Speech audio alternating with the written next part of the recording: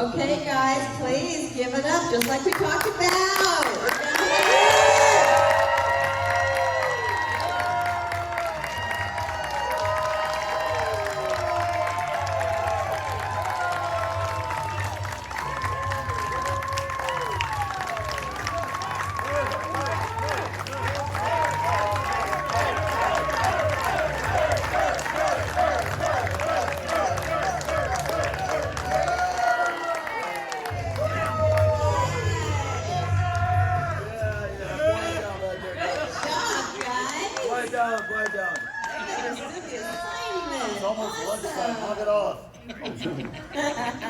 Behave, Tom. I'm trying. This is see. Wait till you get. Good luck with that. Yeah. Does she not know me? No, she knows you. She knows you very well. Oh, yeah. This one don't like me. No, she. All right. I'm not even going to dignify that with a response. No, you don't have to. Nobody has to dignify anything. I don't even have to dignify it, right? Clearly. Tell them about this. Tell them about this consent thing. Okay. So moving on. So, as per usual, I'm going to ask you some weird questions that make you feel really strange about your password that's not nerds. And then we're going to give it out to the audience. Okay. You're crackly. I'm really crackly over here.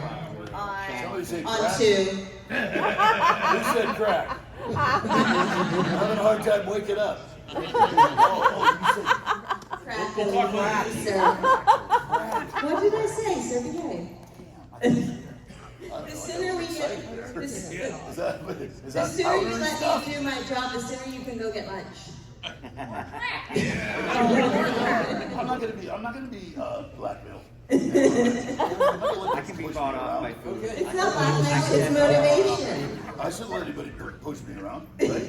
I should be a man, stand up and say, no, I'm not doing that. Yeah, but no, right now you're doing something you're supposed to do. Oh. So, and you should just practice nice people to show up. Sorry. They were hoping to have a chance to hear you insult them. And you've done that. Oh, be on this time. Yeah. No. All right, that's against the law. All right. Yeah, we don't want to go to jail. He likes to keep it fresh.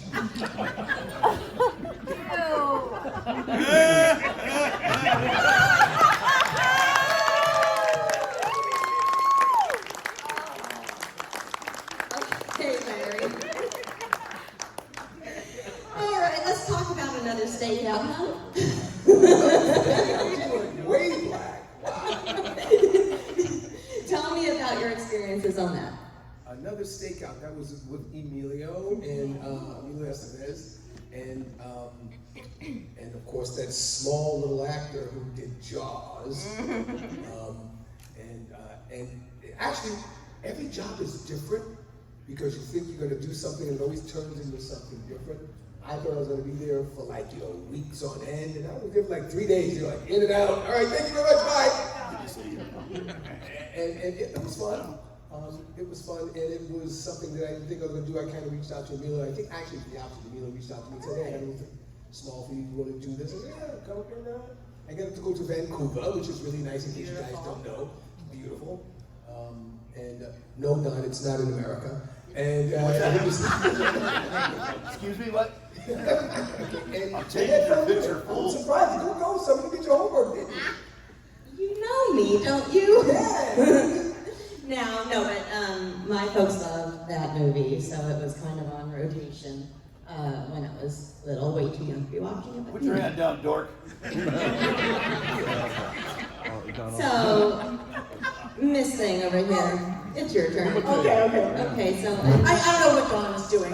He's filming the audience. And he's going to share it on every social media. You guys. Okay, are we on camera too? He's checking for chicks. Yeah. Of course. Look out, ladies. Raise your hand. Make it easy. You want to marry a 70-year-old man? Raise your hand. He's got a lot of endurance. All right. Okay, we got it.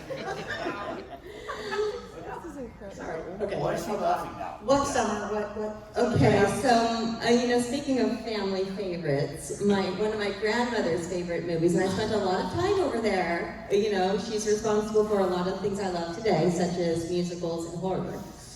Was Stomper My Mom Will Shoot? Oh.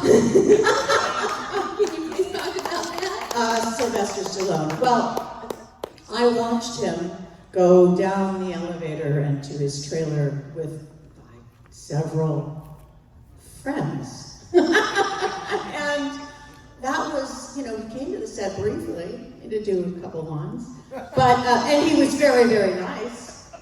He was obviously inviting to anyone female, was my understanding. And I think Roger Spottiswoode was the director. Lovely. I was only on it really briefly, so it was more about the experience on it, which was wild, just to watch exactly what a Hollywood, icon does. Could do. Yeah. Well, okay then. Mr. Carradine, one of my childhood favorites was Fairy Tale Theater, and you played Aladdin. Oh my God. Yes, I did. How was it playing the handsome, dashing Aladdin? Oh, it was good for me. Oh. Well, the thing is, I was working with the recently late James Earl Jones and Leonard Nimoy and Valerie Erdman. Wow. Very sweet young thing, and we had a really good time. It was directed by Tim Burton. Yeah. Yeah. Wow. Yeah. He and I hated each other. Yeah. Oh. But he didn't realize that he had cast correctly because I could ride a horse. There's a horse in that show, and I was riding the horse on a soundstage. I could have really run some people over. Yeah. But I didn't. Wait a minute, why did you hate each other? Excuse me. Yeah. Or do you not want to go into it? Professional differences? Well, no, it was pretty early in my career, and I wasn't used to rehearsing. I was used to showing up on set and doing my thing. And they had a rehearsal going a day or two before, and I wasn't up to speed, so to speak. Got it. And the producer said, "Is everything okay? You all right?" I said, "Yeah, just fine." I was like, "Okay," because Tim was kind of concerned. I said, "Well, Tim should tell me that." And that was that. Have you guys mended the relationship, or have not talked since, or? Well, no, we haven't talked. That works. That's funny. All right, Andrew, so I am a big Broadway nerd, and you originated the show Smile, is that correct? I read that online. Yeah, that was in the original casting. Can you please speak on that? That was a great show. It was a show on Broadway. It was Howard Ashman directing it, and the music was by Mark Hamish. Yeah. And it was just an exciting show. It was really a lot of fun. We did out-of-town tryouts, and then we opened up on Broadway to great fanfare and closed in 8 weeks. So it was a sad thing, but it was a fun experience working with them, and it was just sad that it didn't take off. But it was a fun show. It was really great to be in. Was that your first big theatrical experience? No, I had done 9 before that when I was a little younger, and then I'd done a lot of theater in New York around local stuff. And Paul was a big theater guy. Yeah. Oh. Ooh, I liked you. Mr. Armstrong, Oh, here we go. one of my favorite shows to this day, aside from Diagnosis Murder, is Felicity. Oh, Felicity. Yes. Yeah. I think I did 3 of them. About that, yeah. Yeah. And I wish I had more to offer. Yeah. I don't actually. Unfortunately, I don't have a lot of reference. I mean, that was one where you came in for a day or two, and then you would be off for a week until they went to the next episode, and then you would go in for another day or two. So, those are by far the most common jobs as opposed to ones where you're on the set for long stretches of time Right. and you get to know people. Definitely. So, yeah, I'm sorry. That's okay. I'm not sorry, because it would have been like a half an hour story. Well, and especially because I You know what I'm am a saying? classically trained actor. Oh, God. Here we go. All right, I I say never the- know when that's going to come out. 10 Well- minutes in, 20 minutes in, 30. Yeah. I'm a classically trained actor. Yeah, well, I only say it because you enjoy it I do. so much. And that, you know, it brings me back to my training, you know. Yeah. The porn films. Right, I'm another subject. So, Is it a little different than that? Classical? yeah, very different, very different. I don't need a microphone. Okay. Okay, well, you know, maybe you can speak for not quite half an hour on step I by will step. not speak for half an hour. Give I've me already some, been give warned me by some Rob. dirt on step by step, sir. What's that? Step by step. Yeah, step by step. That's what you do when you climb stairs, step by step. You Right? just did it. Yeah, that was fun. I did enjoy that. That's all you got from me? That's all I got. Okay. That's fine. I've only done a couple things in porn films, so I really don't have a resume. Oh, Hands. Yeah, I started a new movie called Hands. It's coming out in December. I'm the only one on the poster. Nine. And even though I wasn't a classically trained actor, ask Curtis if he's been on a poster for a movie by himself. I have not. I'll see you guys. I just want to add, first off, that Don, if you were to slice together all of the interruptions that we've had to him since we started this, you're already well into half an hour. And he barely even responded to an actual answer. I was trying to cut things down because Larry told me to not talk so much. Right, yeah. Well, everyone told you, but there's no... Actually, he looked at me, so I'm going to beat you. Really? That doesn't sound like Larry to me. No, it sounded like Larry to me. Okay. I get a little nervous. Okay. But anyway, we're so we can move on. Yeah, let's move on. Okay. One more question for you, Don. 'Cause I was ready for you to give me a snarky short answer. I would never do that. So, There's no such lexicon in my lexicon about snarky. What did I say? No, it's a big word. Was that the wrong thing? It's a big word used in I don't even know what it means. But I throw him out there because Curtis goes, "Whoa, Don, good." Yeah. You know, his education. Getting there. University of New Mexico, baby. And the question is, do you still own that restaurant in Chicago? No, I don't. Okay. My buddy has a karaoke. I think they're going to sell it because Chicago's really getting bad. Yeah. But it is in Wrigleyville, so it is a little, protected. But yeah, Chicago's really got bad. What's the name of the restaurant? Trader Todd's Adventure Bar. You know what he did? He turned it into a karaoke club, and he made a fortune. I it told him was he's a an biker idiot. bar, right? Yeah, I told him, yeah, it was a biker bar. We opened it, and I told him, "You're an idiot. Karaoke made a fortune." So, I should not be a business person, advisor, right? Yeah, you're gonna lose money with that. Oh boy, I'm so smart. All right, audience questions. Give them to me. Uh-oh. This question is for Julia. In light of, I guess, Me Too, to sum it up, do you look back at the sex on the moon scene and think like, oh my God, consent, like, Oh, consent. No. how did you feel about that? Know all about consent. How did I feel about it at the time? Yeah.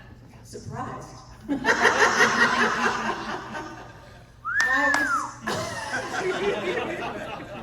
I was saying just the other day to Curtis, I think my lesson is don't ever have sex with someone in a face mask. Make them take it off. That should be on a poster. Don't have sex with a man. But I don't know. skills are important. Skills win over everything. And sex scenes are hard, are nerve wracking. They're hard to do, but we got through it, didn't we, Bobby?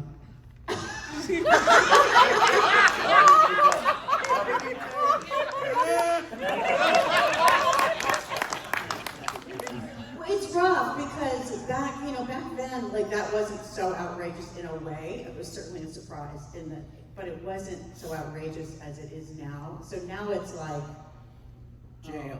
jail. Yeah, and that's, but it wasn't that. There were a lot of things we girls went through that, and guys too, I suppose, but girls for sure. So we just thought it was a great surprise. It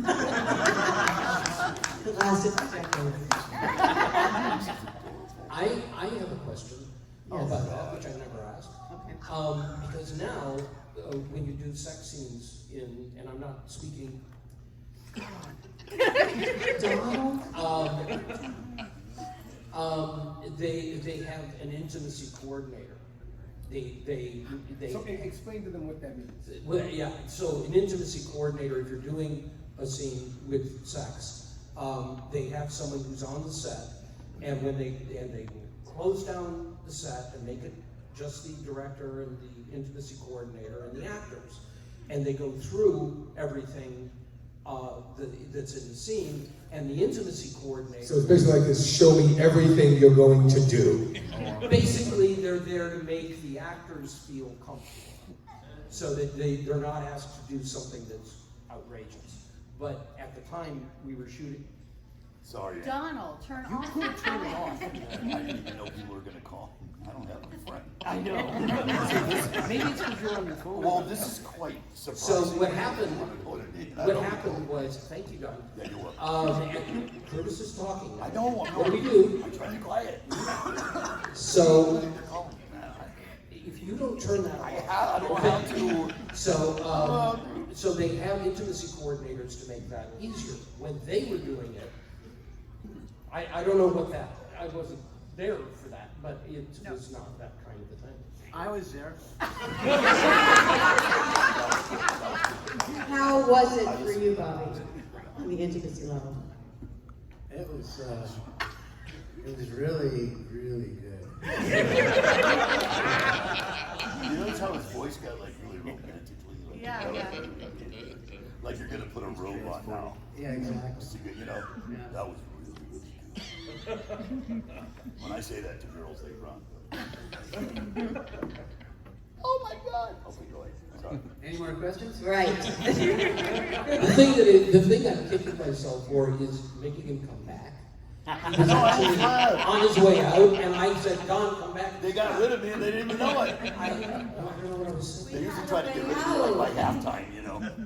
For how many of you was Revenge of the Nerds your first major casting, or just first casting experience in a feature film? Yeah.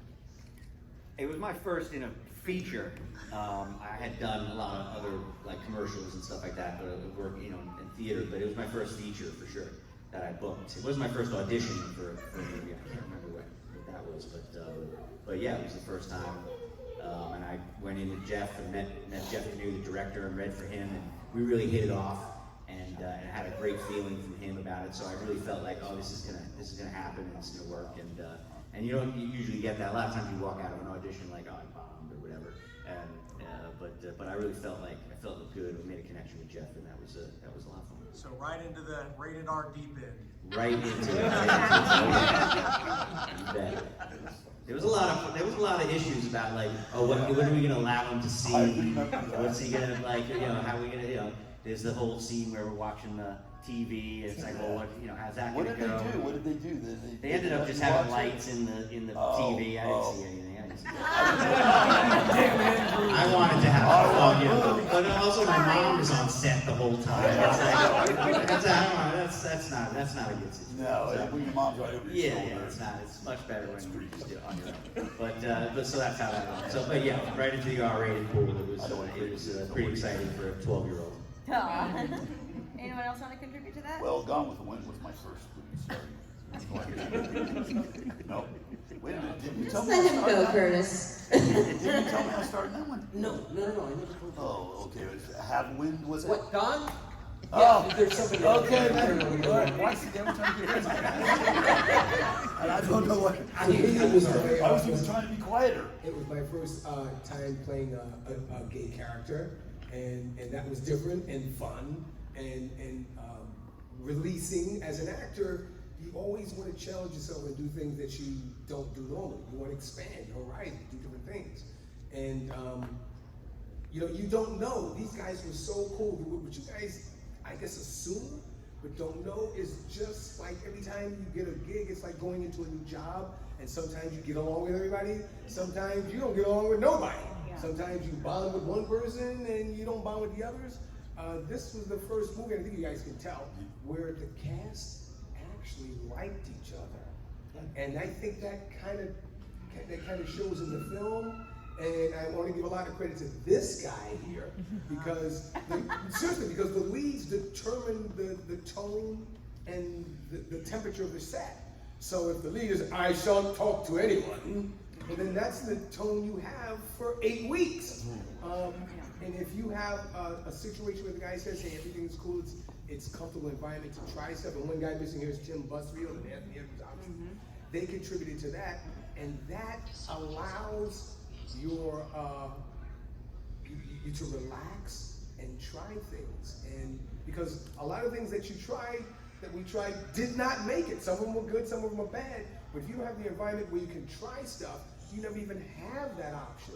And I knew things were a little different when I saw this guy. You gotta realize this, Tucson, Arizona, back in 1983. I don't even think they had foreign cars back then. Gay was a little, I think my name was that guy back then. And but Bobby and Tony set the tone when they showed up. When I showed, you know, you show up to rehearsal and stuff in the set, you really don't know what you're gonna get. You know the guys from their picture if you haven't met them, and I haven't met them. And when I showed up in Tucson, Arizona, this guy was flying a model airplane and looked just like Lewis. Like, wait a minute, he's really a nerd. And then we realized they're playing this straight, and he made a comment, I think in one of the other Comic Cons, that was brilliant, I think. It was that these guys didn't know that they were nerds. I think that was kind of the flavor that was really cool, as opposed to they play it the wrong way. Now you play it like you know you're a nerd, and that's not the same thing. It was just, well, Bobby, I think you can explain it better than me. What was that choice that you guys made? Well, it kind of got created when I was building that model airplane. I got the location in Tucson, I had the model airplane and I'm building it, and all I brought with me were the nerd outfits, and I was afraid to go out of the room. So, you know, after a while, after about 3 days, I started getting cabin fever. I thought, okay, I gotta go out. So I put on the nerd stuff, and I walked out, and nobody reacted. They thought I was like an engineering student. There was like no nerd element. And it's like, oh, I guess this guy doesn't know he's a nerd. Because otherwise, you'd play it entirely differently if you knew you were a nerd. But these guys were, you know, they were mad. And yeah, it was just, it kind of just fell together like that. And I had a different perspective because I knew, I mean, I didn't know about the actual nerd tag. Wasn't necessarily one I grew up with, but I had been a nerd all along. And I'd always been a nerd and was still a nerd. And yet I wound up cast in a movie where I was playing a character who was not, on the surface anyway, a nerd. So you know, it felt more like I was really performing a different role than a nerd, just by being older. Anyone else out there? Yes. So, just to piggyback off of that, like over the years, what kind of feedback have you gotten from people who have seen the movie? Do they say that your character maybe empowered them to be a little more confident or to be themselves? Well, I actually had a guy come up to me at a Comic-Con, and he said he drove 8 hours to meet me, and he said I saved his life. Holy crap. That's the kind of impact that the movie has had on people who feel like they're geeks or don't fit in. I mean, you wouldn't think a comedy of the magnitude of Revenge of the Nerds would actually offend somebody for real. And it offended some people, but it also, this guy, he was just a lovely person that felt like the movie saved his life. So that happened. It's happened a couple of times where, literally a couple of times, I've had people tell me, sometimes, it sounds crazy, but crying, that they were with their father when their father was ill and dying, and Revenge of the Nerds was his favorite movie, and they would just watch it over and over and over and over. And somehow, after his death, the movie became actually sort of precious to them because they last remember their father laughing at, and so when you hear that stuff and you go, well, you know, whatever we thought of the movie, I mean, nobody really wanted to do the movie at the time, and then you, okay, yeah, we did. Have you been paying enough attention to you? All right. So then when you then look back on it and realize the effect that it's having on people you don't even know it gives me a special love of it. Okay, I'm going to be a little serious now. Yeah, right. I have had many people come up to me and tell me when you became a nerd in that second movie, that it changed their lives. And I'm like, really? You know, because this big gigantic football player who was not a nerd became a nerd, and I've had so many people tell me that made a really big difference in people's lives. And even jocks who thought they were all studly in high school and everything realized that, hey, Don Gibb and Ogre can do it, we can do it. You know, and that really made me happy, you know? It's like the people that watch Bloodsport with their dad, and these girls come up to me, the girls, and they say, it was the only thing that me and my dad bonded over. And I think, oh my God, that's so sweet. We watched it 50 times, and my dad loved it so much, but I got to sit next to my dad, and he talked to me, and I'm like, that's awesome, you know? Yeah, I've had people over the years, and not just because of like the pie plate or, you know, whatever, but they've said, you know, you really changed my life. And what I always loved about our movie and why I think it stood out from like the other college comedies is because it has such heart. Yeah. And honestly, my character, who, you know, starts with gorgeous Dan, and it's everyone I'm supposed to be with because he's the, you know, fraternity president, I'm the sorority president, you know, all of the perfect ideas, and he's completely gorgeous and all that. But he treats me like shit. And this guy has total endurance of just not only,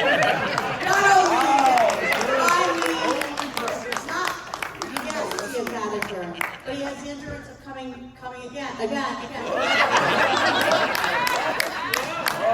knew this was going to go wrong. But I mean, seriously, people have come up in tears and said, you changed my life. Like that it was possible that like the so-called, you know, it girl or whatever would then fall in love with a nerd. And like that is the truth of life. Like you hopefully fall in love with someone who really cares about you, not just the sex, and adores you. And I don't know, I loved being in this movie. I disagree with whatever they say. I was excited to be in this movie, and I loved my transition, and so, yeah, it's been good. I'm going to go off that word transition, and and I've heard people walk up to me, and an interesting thing, guys, is when you do a film, there's what you think, how you think it's going to be perceived, and then it's how it's perceived. And there's a couple things that went into making that happen. First, Jeff Canoe was the director, who's not here. He made the decision, as did Bobby, to not judge us. That was really important, especially for Lamar, who, in case you guys didn't know, was gay. In case that got by you, you'll probably just I didn't know that. Yes, because I didn't. Come on, what did you say? You may have to watch it again. And I would have been approached by a lot of folks who were gay and LGBT community and said, hey, that was the first role where someone was gay and didn't apologize for it. And that was really important. And you don't think about that at the time, but I remember a small thing, and I call them nuggets, a little nugget, was that I had a boyfriend And I remember they were looking around, they're like, we're looking for a black boyfriend for you. We need somebody you like. And show me pictures. I'm like, no. I said, let the guy be white. And they were like, why? I said, because then that makes it universal. Because if it's just a black guy, then you can say, oh, just black people are gay. And then I said, no. I said, everybody's gay. And those little tiny things that you add, those little elements, people don't see, but they feel it, and they know it, and it makes it okay. And the movie made it okay to be you. That's what the movie made it okay. And differences are okay. They're also kind of sometimes a little weird, but differences are okay. Tell them about your boyfriend. My who? I mean, not your boyfriend. It's not gay, Curtis. Lamar's boyfriend. Lamar's boyfriend happened to be the set designer. Smart. At the time, who was actually gay, and he was really afraid to come up on to do the role with me. And I was like, no man, come on, we'll just dance, put on some musical dance. And once he started dancing, he was in. Yeah, but it was Lance was his name. That's impressive. And to me, that was really important to make it, let him know to him that it was okay. Because back then in the 80s, you kind of had to, when you were gay, you kind of had to get behind a chair and just say, my voice is just different. Right. And it's 20 years later, a little bit more than that, and we take for granted what that time was then. And one of the reasons you can't make that movie now is because things are different now. Politically correct, talking about the scene between him and, but you can't do that now. Now you gotta have an intimacy coordinator who would have cut out everything that you guys did just about. And it would have turned into, paint by numbers. And, Yeah, exactly. That's kind of the downside of it. yeah, and she also said something interesting. She made it okay to like somebody who wasn't in your class. Right.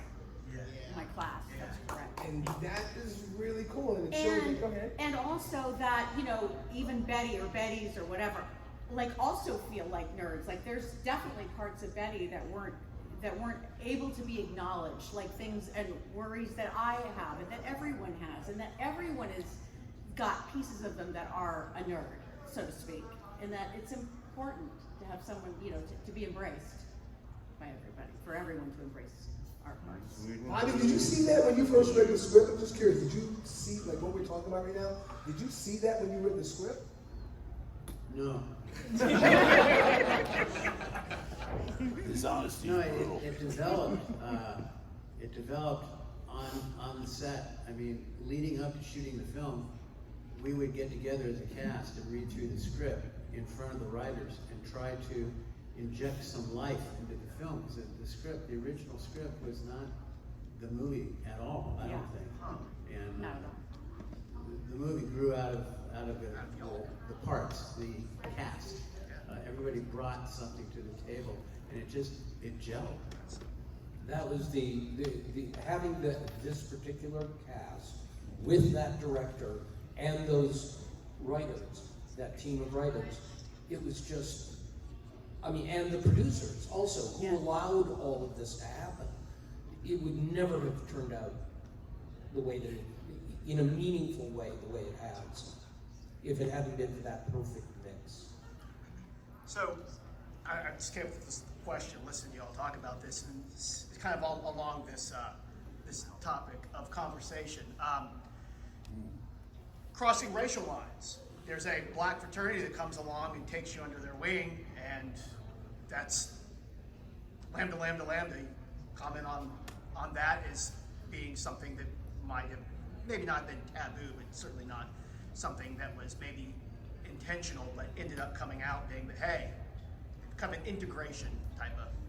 Well, that's one of my favorite elements in this movie is that we are in fact a black fraternity. It's so cool. And at the end of the film, when the coach is going to beat up the dean, and UN Jefferson says, "Hold it, coach," and the camera pans up this line of football players, all of them black, all of them big and badass. And it's just like, it's so cool because it's out of the blue. Because you've kind of forgotten that we're a black fraternity. So I really Yeah, speaking on that, so Bernie Casey, Yes. Yeah, he was you and Jefferson. Yes. Yeah. So was he as intimidating in real life as he comes up on screen? No, he wasn't. He was a sweetheart. He's such a nice guy. Yeah, he was really a nice I person. love Bernie, but I mean, he's always great. He's a really nice guy on the set too. He's a really nice man. Yep. Do you have any stories you want to share about him? Anyone, but I was looking at you. No, I mean, I really enjoyed his company. I really did. I had never met him before, and we had lunch a lot. And even though he was on the nerd side, they used to get married somewhere else. Yeah, and Bertie, I always Nice guy. remember Bertie saying to me after as we were doing the party scene, he was like, "Larry B. Scott, you're such a good actor. This is all they're gonna remember you from."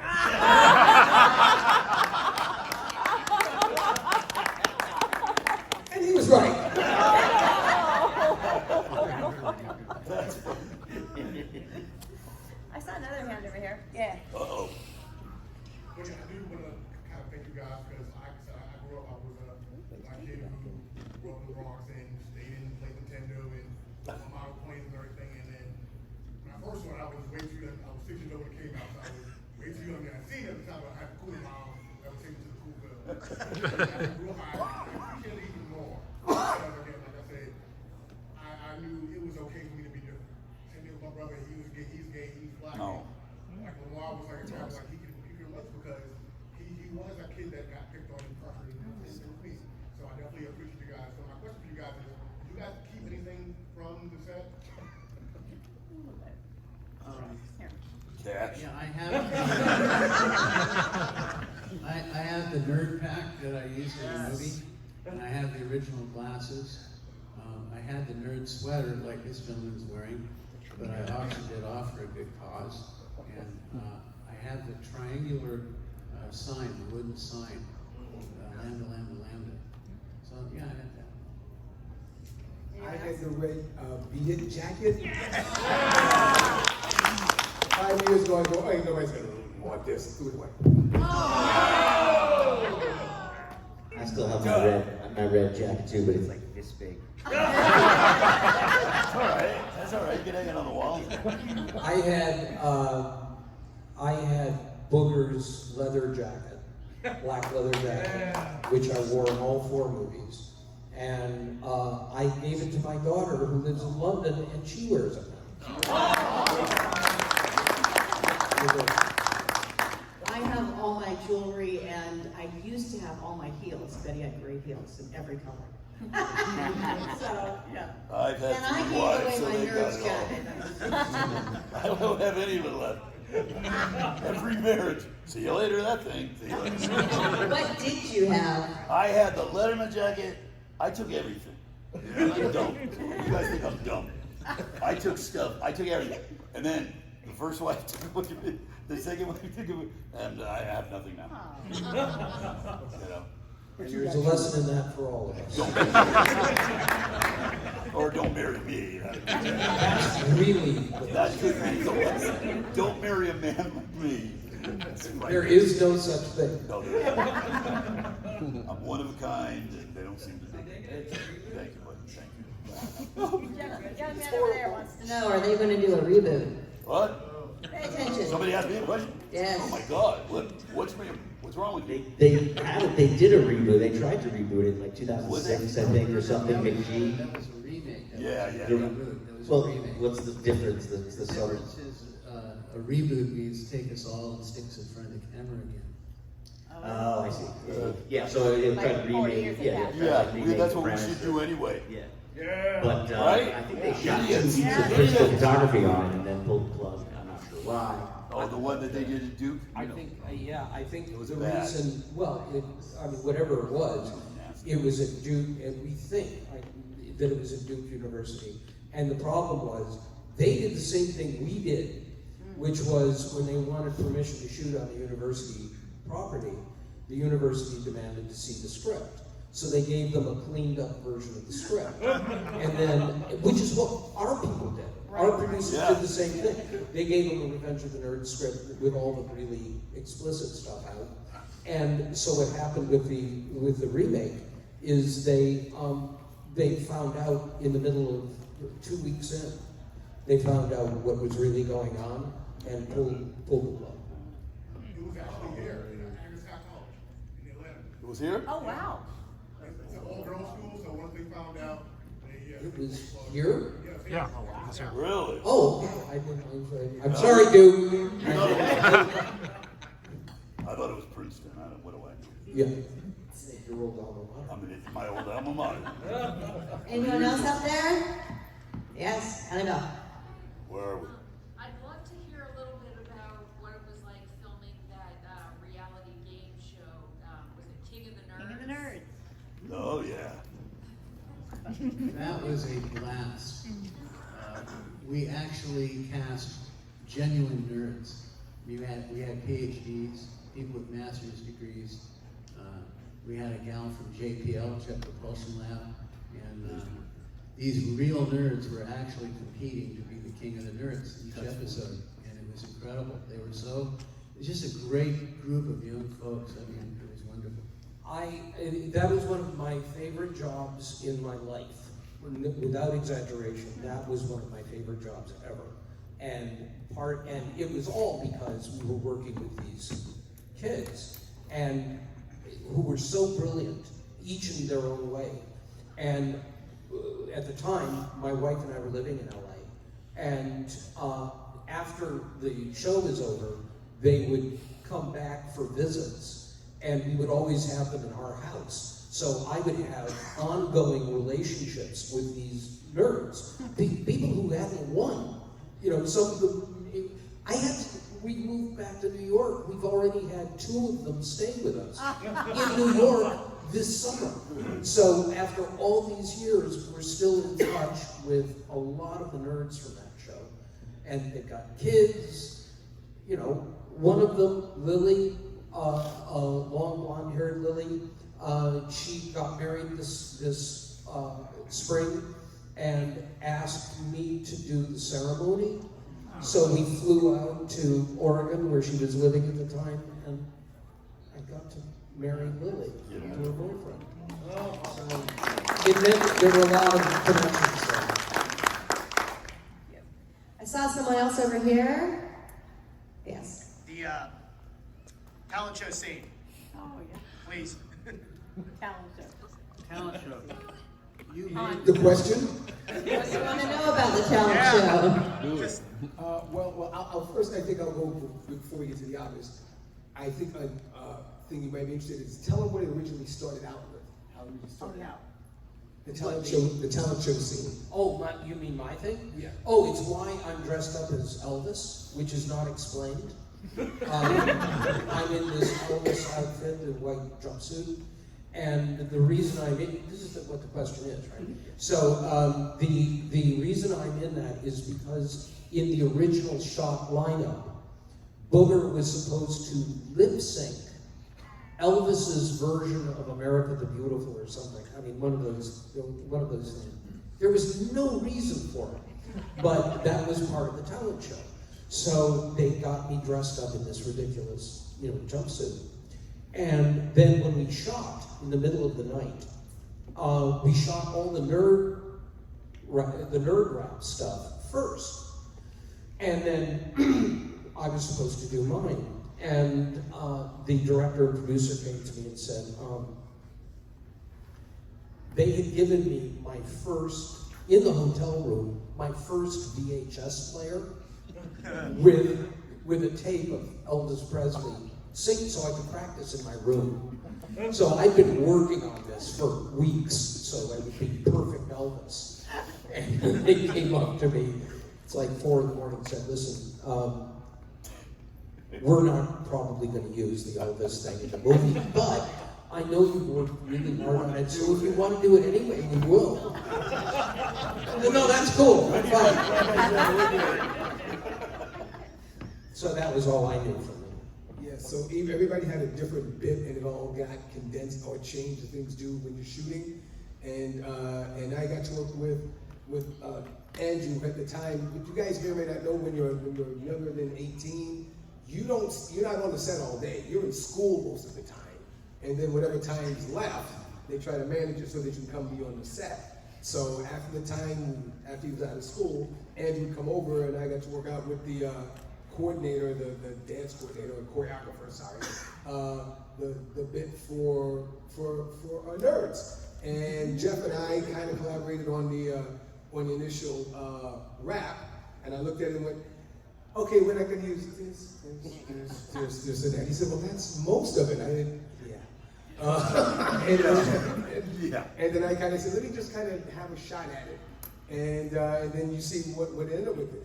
The other interesting thing is that what people don't know is it was freezing. Yeah, that's right. It was Arizona, and if you know anything about the desert at night, it's cold. And so it was like 45 degrees at like 2 in the morning when we shot that. Of course, you can't see it because you can't feel the temperature. But we had no clue that it was going to be as big as it was back then. Once again, kind of over time, rap wasn't even really a thing. It was just kind of making it own thing. And gay rap had definitely not happened back then. So I thought it would be just interesting and fun to do. And this guy, Jake, he learned how to moonwalk and do all that. I was really young. My And it turned into clap your hands, everybody. Everybody clap your hands. We're Lambda, and Omega Mu. Come here on stage tonight to do a show for you.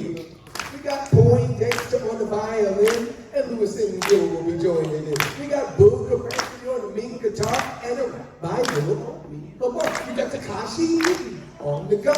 The boys in the booth are coming along. And just when you thought you seen it all, along comes the Lambda 4 foot tall. So we're coming out here on the stage.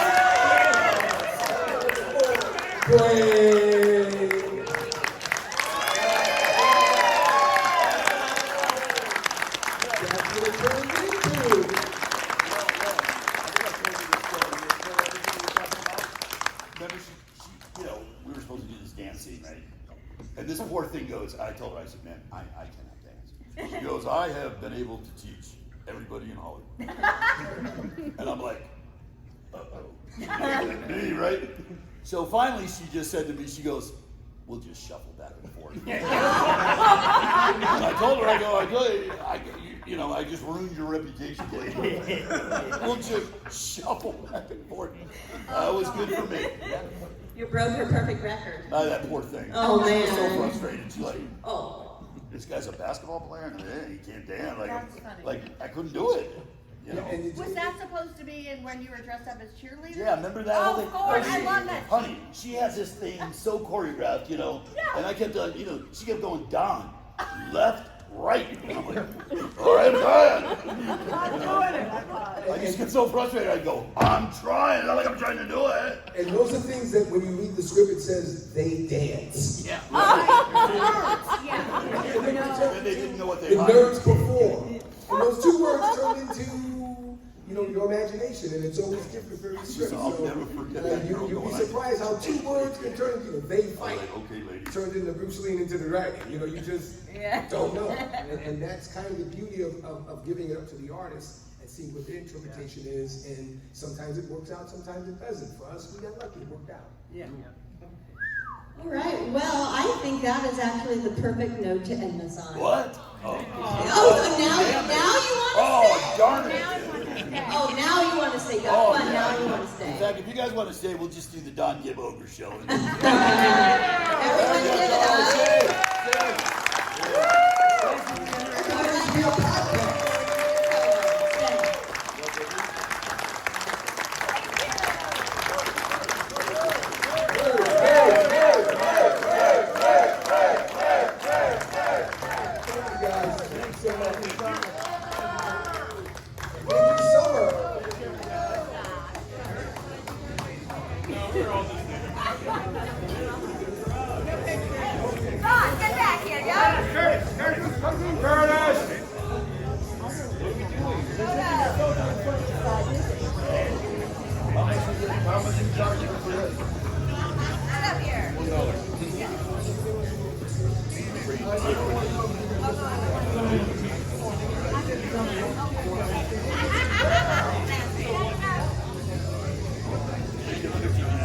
All right, 1, 2, 3,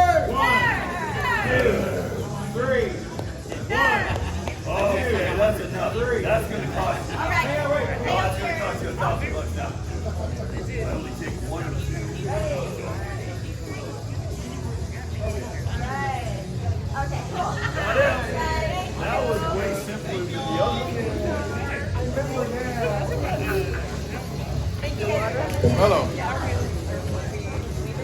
Oh. I don't know. Let me look. Gone to the